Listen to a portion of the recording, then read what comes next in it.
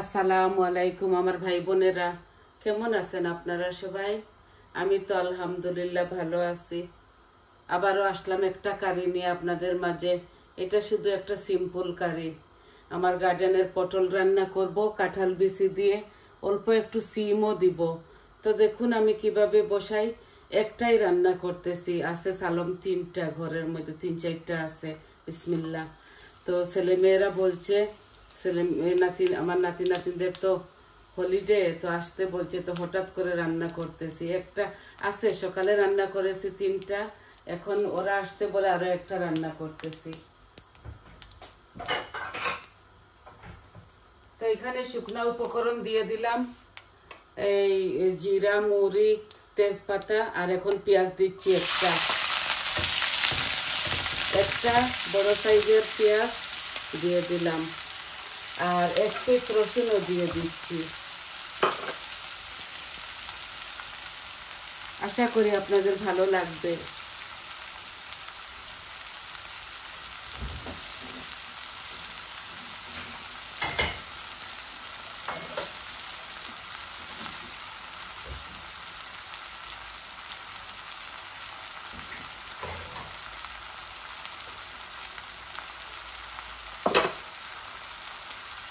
নিজের বাচ্চারা আসতেছে, এত বেশি কিছু রাঁধতে হয় না, মেহমান আসলে বেশি রাঁধতে হয়। তো মেহমানদের মতোই আছে আমার বাসায়, কারি রান্না করেছি। আর এখন শুধু একটা ভুনা করব পটল দিয়ে, এটা চাইনিজ পটল আর চিংড়ি মাছ আর কাঁঠাল বিচি। তো আমি সব কিছু তো উপকরণ দিয়ে দিছি শুকনা। এখন দিব লবণ, এই যে 1 চামচ দিলাম ভর্তি করে, লাগলে পরে দেওয়া যাবে।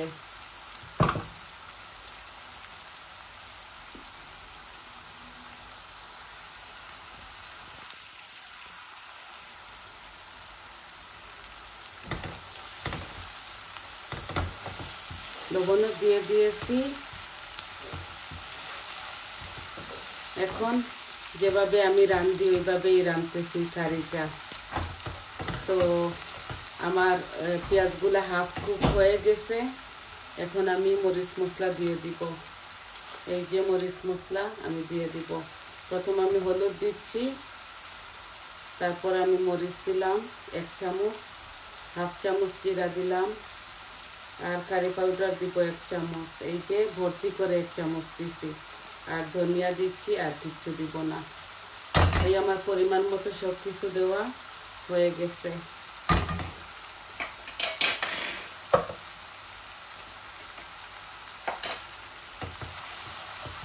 শুধু কাঁচামরিচ দিব না, ওরা লাগিয়ে লাগিয়ে খাবে, নাগার পিকল আছে, খাবে।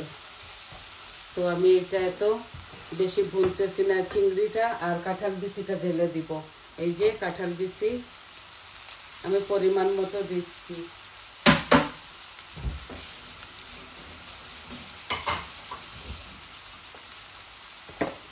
আর এগুলা ইংলিশ চিংড়ি অনেকটা আছে এখানে।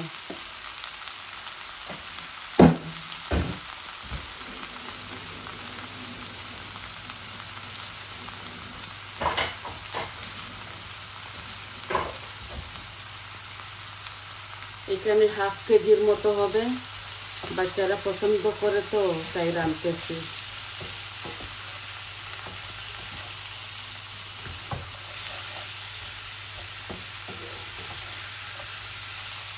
আমি তেল, মরিচ, মশলা সব কিছু আমার পরিমাণ মতো দিয়েছি। এখন একটু ভাজা ভাজা হোক।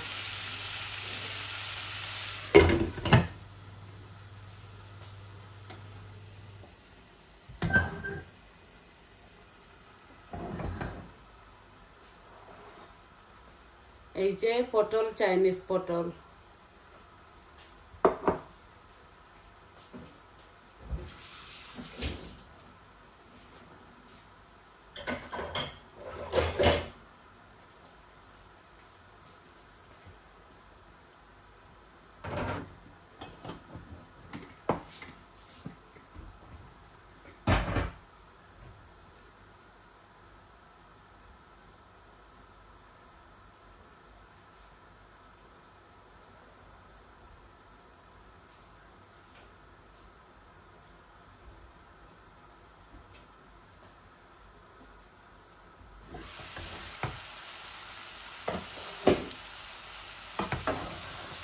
ভালো করে ধুয়ে পরিষ্কার করে আমি নিয়ে আসি আপনাদের মাঝে। এগুলা কাটতে কাটতে ধুইতে অনেকটা সময় লাগে যায়, তাই ভাবি আমি শর্টকাট করে আপনাদেরকে দেখিয়ে দেই শুধু বসানোটা। এগুলা বেশি বাছতে হবে না, একসাথে পটলের সাথে মিক্স করে বুনতে হবে। তো আর একটু বোনা হয়ে যাক, তারপর আমি পটলগুলা ঢেলে দিব। আছে অনেকটা কারি, দেখুন। শুধু ভাবছি একটাই বানাবো এখন।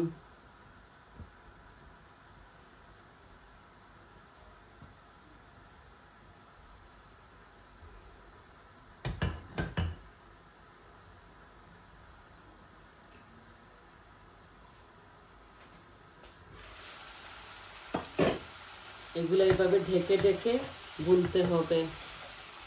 আমি তেলও আমার পরিমাণ মতো দিয়েছি। এই ভুনা টুনার মধ্যে একটু বেশি দিতে হয় তেল। এখন আমি ওই ইয়েটা ঢেলে দিই, পটলগুলা।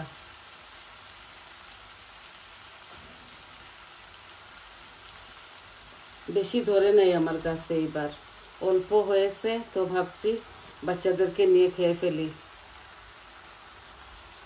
আজকে অন্য স্টাইলে কাটছি এগুলা।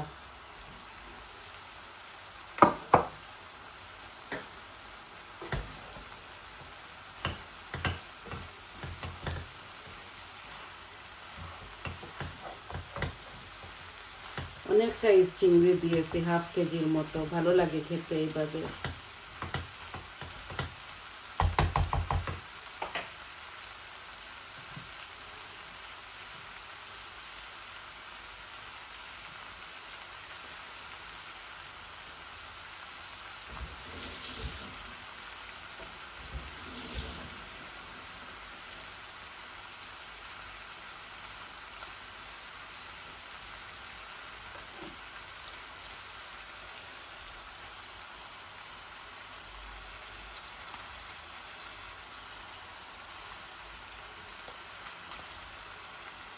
অল্প হয়ে যাবে।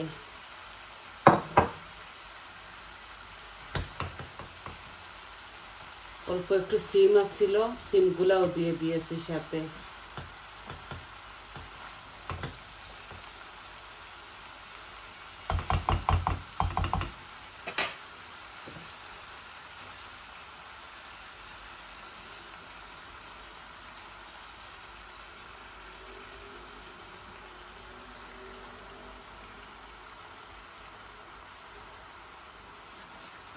একটু হয়ে যাবে। এগুলো দেখতে একটু ফ্লাফি, তো এর জন্য এই ঢেকে দিচ্ছি।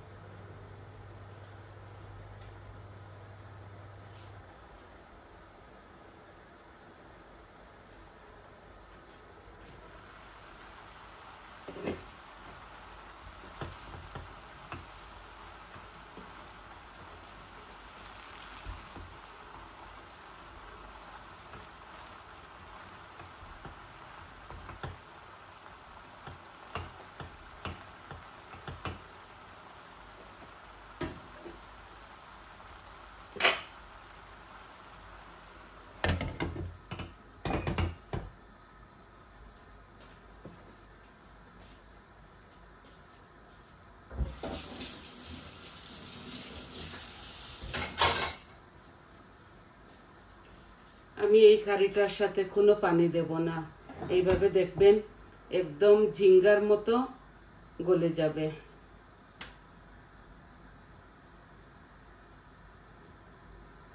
কাঁচামরিচ আপনারা আপনাদের স্বাদ অনুযায়ী দিবেন। আমি খাই না বলে দিই না।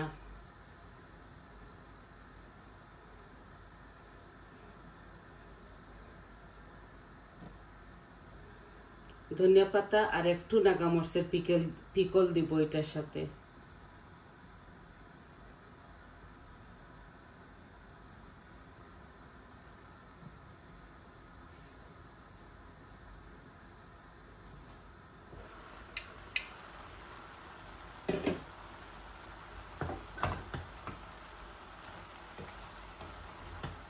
এই যে পানি উঠতেছে, অনেকটা পানি উঠবে এটার সাথে।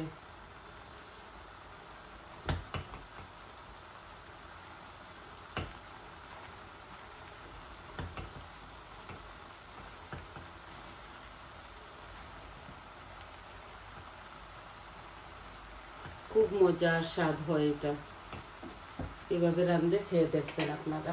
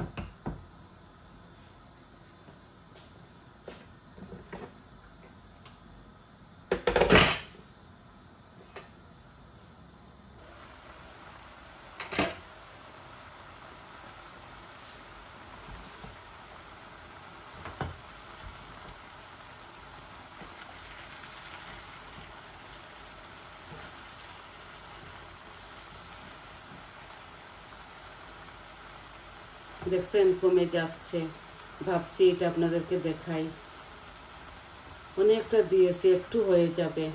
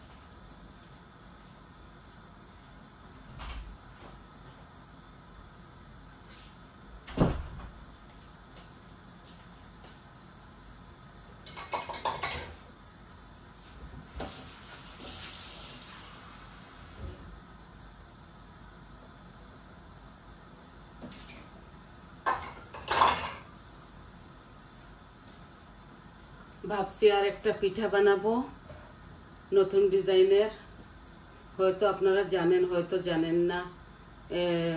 বানাবো ভেরি সুন, আমি বানাবো। আমার হাতের ব্যথার জন্য আমি বেশি বেশি কিচ্ছু করতে পারতেছি না, অল্প অল্প করে আপনাদেরকে দেখাচ্ছি। আপনারা তো জানেন, তাও ভাবছি রান্না করব তো, আর এটা একটা কাজ আমার, তো বানিয়ে ফেলি। আমার ভাই বোন ছেলে মেয়ে সবাইদেরকে দেখাই।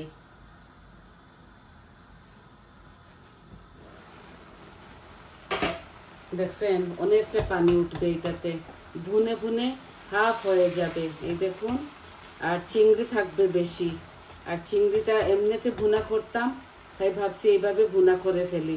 সবজিও খাওয়া হবে, চিংড়িটাও খাওয়া হবে। কাঁঠাল দিছি, সাথে দিছি, ভালো লাগবে খেতে। দেখছেন অল্প হয়ে যাবে, আরো অল্প হয়ে যাবে, অনেক সময় লাগবে এটা হতে হতে।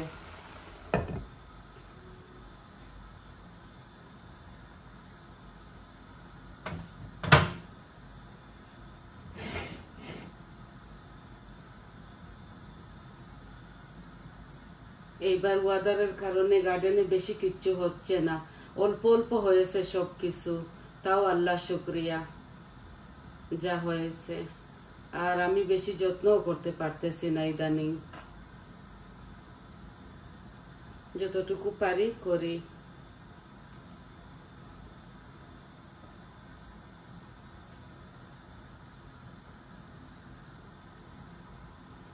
এইভাবে এগুলাকে ঢেকে ঢেকে বুনতে হয়। দেখুন পানি উঠতেছে, এইভাবে ঢেকে ঢেকে এগুলা বুনবো। শুধু ধনেপাতা দিব আর একটু নাগামরিচের পিকল দিব নামাবার সময়। তো এত টেস্ট হয়, আপনারা খেয়ে দেখবেন। আপনারা চাইলে এখানে নাগামরিচকে কেটে কাঞ্চি দিয়ে কেটে বারিক বারিক করে দিতে, চিকন চিকন করে দিতে পারেন, খুবই ভালো লাগে, স্বাদ লাগে। আমিও একদিন খেতাম, এখন আমার একটু প্রবলেম আছে বলে আমি খেতে পারি না ঝাল কিছু।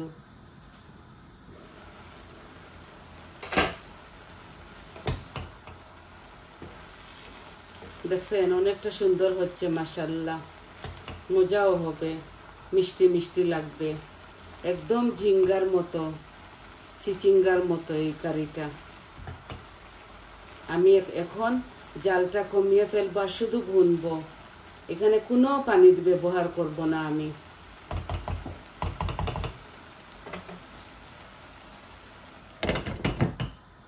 কোনো পানি দেব না।